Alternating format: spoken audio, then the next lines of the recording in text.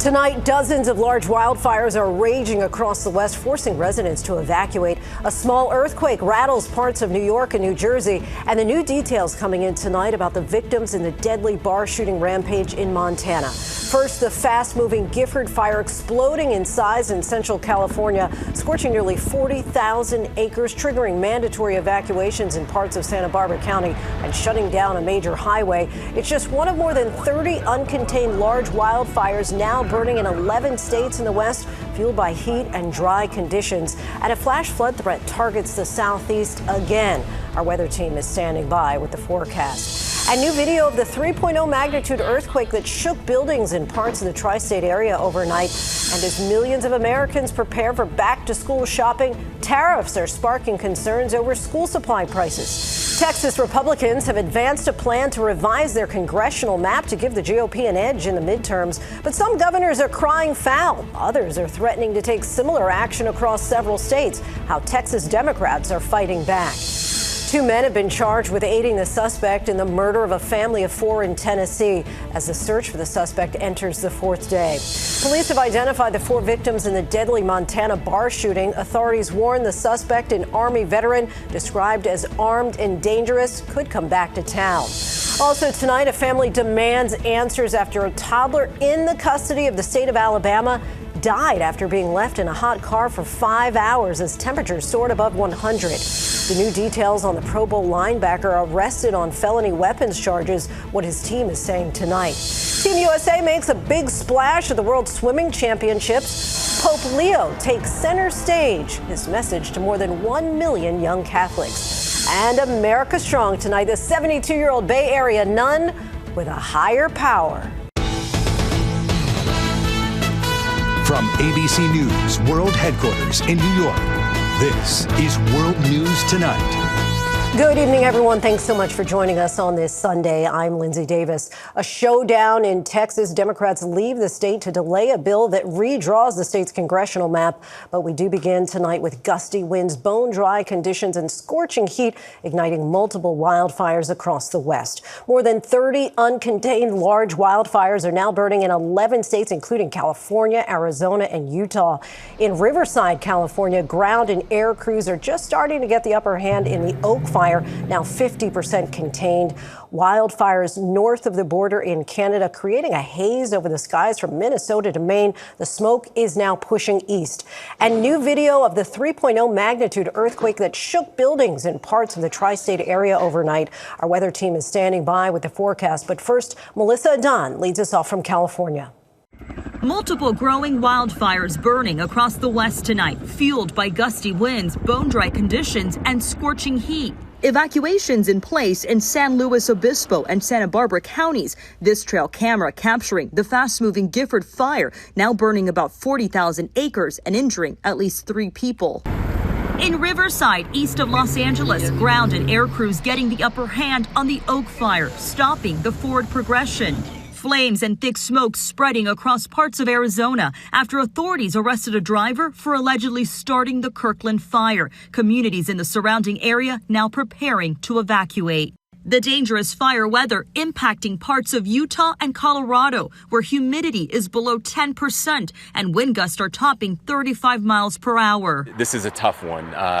It's been a long time since we've had a fire of this magnitude. Hazy skies blanketing cities like Chicago and Minneapolis, not from those flames out west, but the more than 700 Canadian wildfires now triggering air quality alerts in the Midwest and now Northeast. We could see some smoky haze mixed back in with the sunshine on Monday.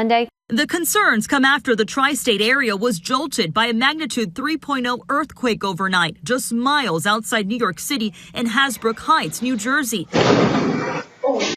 No reports of damages or injuries. Lindsay, red flag warnings are in place across the Southwest. That's where these fires are burning. So those conditions plus this extreme heat are only making it more challenging for firefighters. Lindsay? Melissa, thank you. And let's get right to meteorologist Danny Beckstrom from our New York station WABC. Danny, good evening. Tell us about the dangerous and now deadly flash flood threat that you're tracking in the Southeast. Yeah, the extremes, right, Lindsay? The Southwest, too hot, too dry, while in the Southeast, we're seeing too much rain too quickly. This morning, the bullseye in eastern Alabama, where tragically one person lost their life in the dangerous flooding in Cleveland County.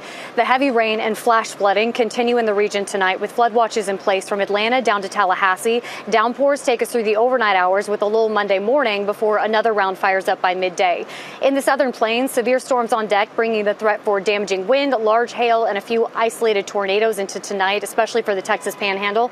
Well, meanwhile, in the Northeast, air quality alerts are expanding as wildfire smoke shifts east, now in place from Minnesota to Maine for sensitive groups, and that does include here in New York City. We were just added to the alert with that haze moving into tomorrow. Lindsay? Danny, thank you. Now to Texas Republicans advancing a plan to revise their congressional map in an attempt to give the GOP an edge in the midterms. Tonight, Texas Democrats left the state to delay passage of the bill. This is some governors are crying foul and others are threatening to take similar actions across several states. ABC's senior White House correspondent Selena Wang has the very latest.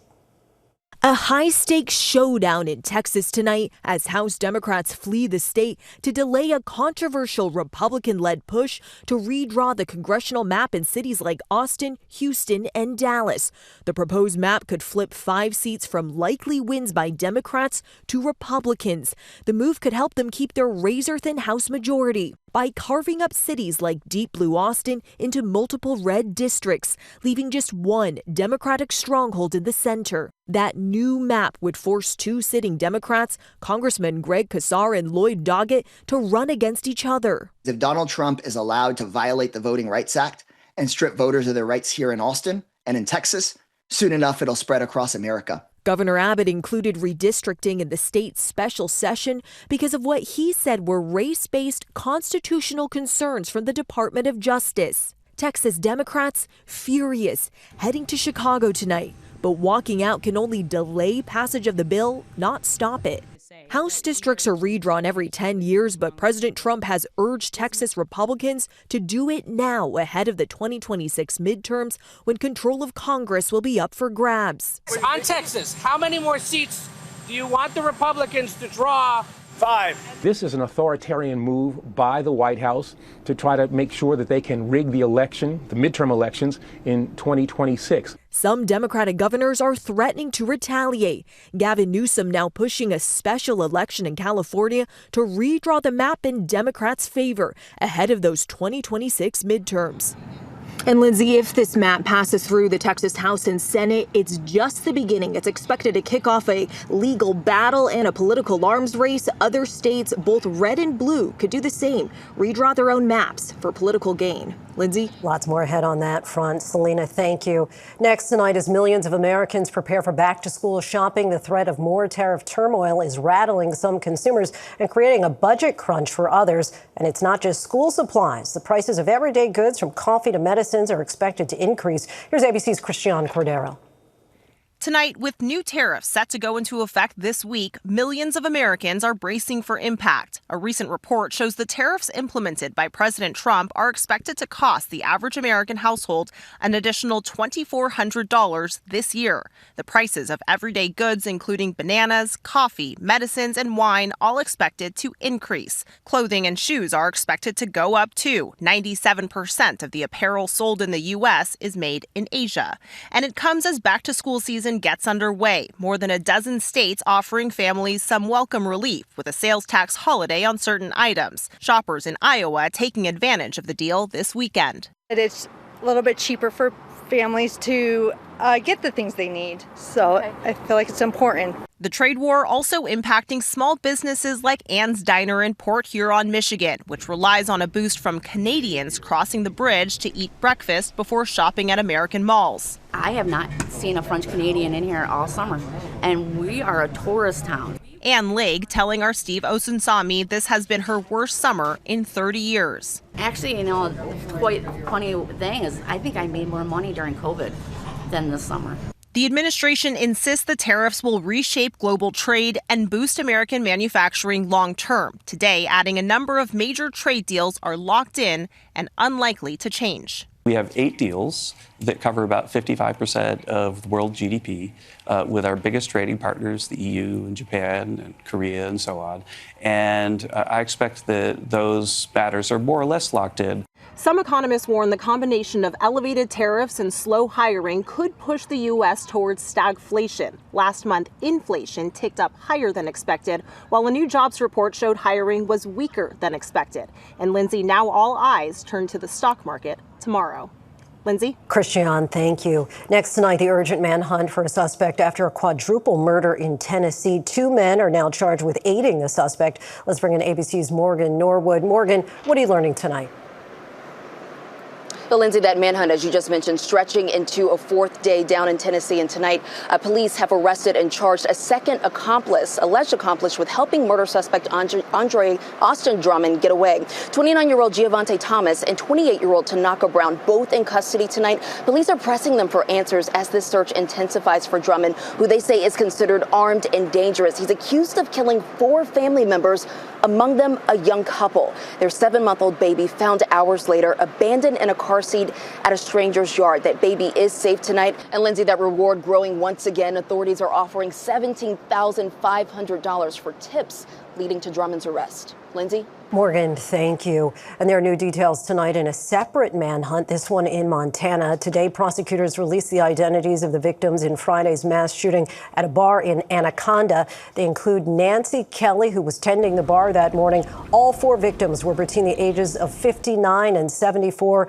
Meanwhile, the search for suspect Michael Paul Brown is now in its 3rd day. Authorities are concerned that he might come back to town. Overseas now to Rome, and Pope Leo, greeted like a rock star and delivering a powerful message to more than 1 million young Catholics. The so-called Catholic Woodstock was the American pontiff's first major appeal to the next generation, why it's critical for the church's future. Here's ABC's Marcus Moore. Tonight, the Vatican hoping scenes like this, a crowd of more than 1 million young people from nearly 150 countries, will energize the church's push to appeal to the next generation of Catholics. The Catholic Youth Festival on the outskirts of Rome, the highlight of the Vatican's 2025 Holy Year, this week's Youth Jubilee. Pope Leo is the Catholic Church's first American pope, something special for the many Americans there. Here you could see American flags waving above the massive crowd at Tor Vergata Field. It was beautiful. It was powerful to receive his blessing and to know that he is our Father. He is our Holy Father.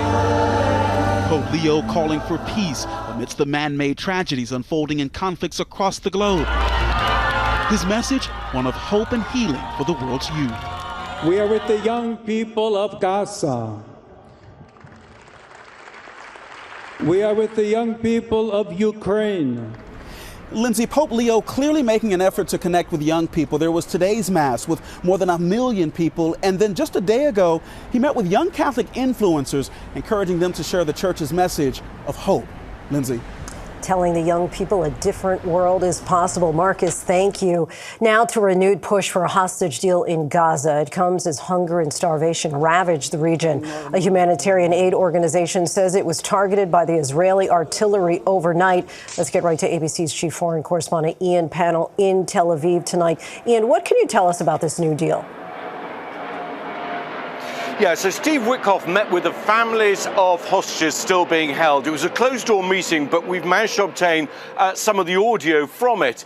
What he told them was, we are very, very close to a solution to end this war. What does that mean? Well, he says that Hamas has said that they are prepared to demilitarize, which is frankly mystifying because publicly, at least, that's not what they're saying.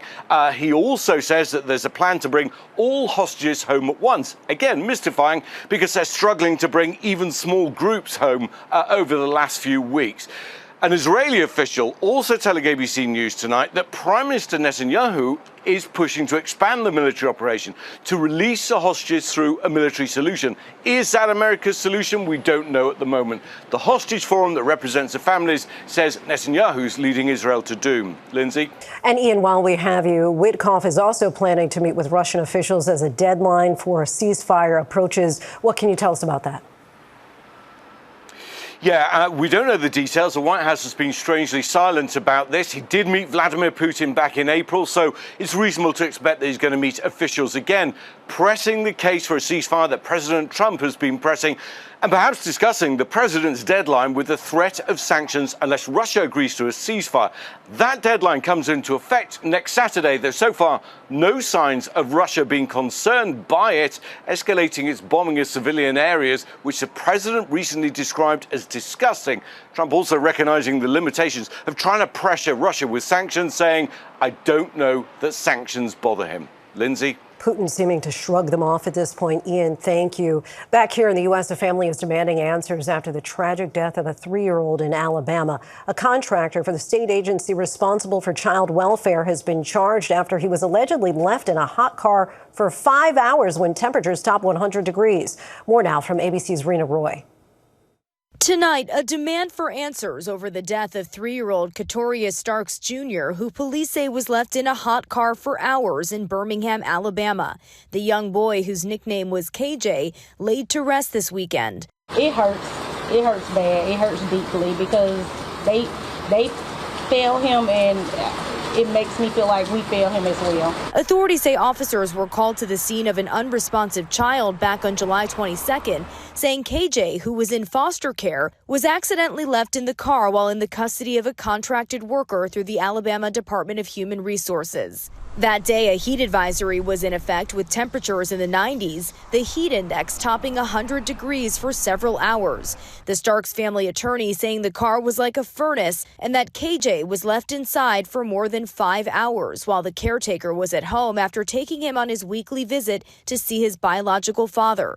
54-year-old Kella Stanford arrested and charged with leaving a child unattended in a car as a person for hire responsible for their care, a felony that carries up to 20 years in prison if convicted. Please stand with us until this investigation is over so we can see justice and to make sure this never happened to another child. ABC News has reached out to the Alabama Department of Human Resources for comment, but we have not yet heard back.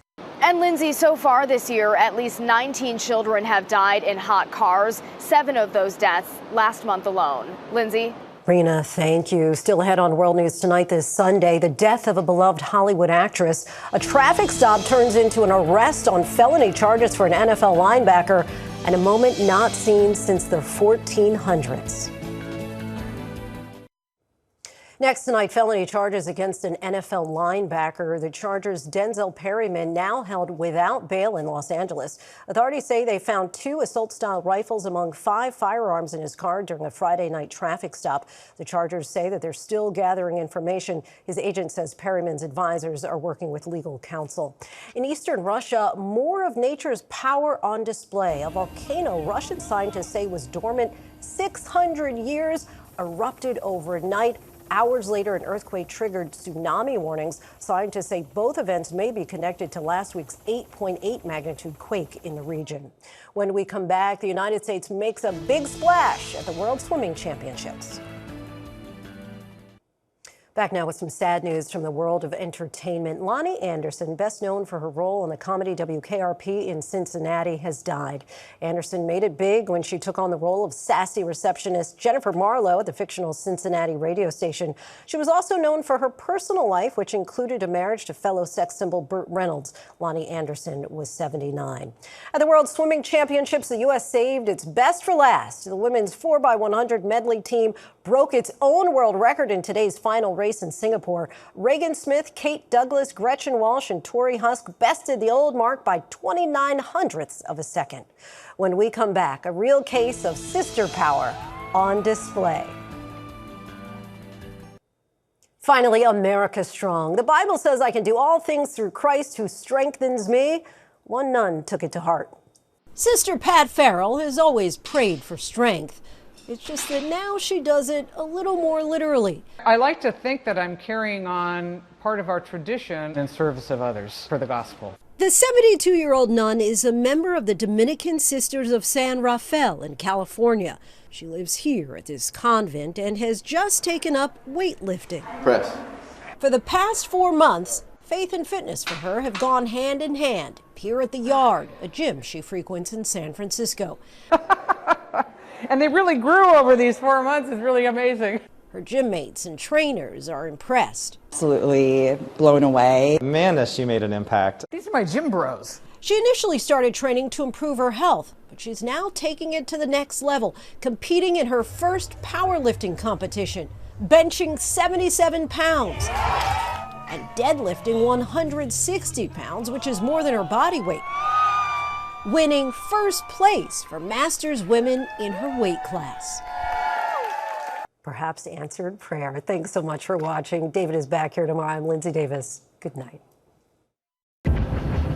David Muir, the most watched newscast in America. And now, ABC's World News Tonight has won the Emmy for Best Live News Program for the third year in a row.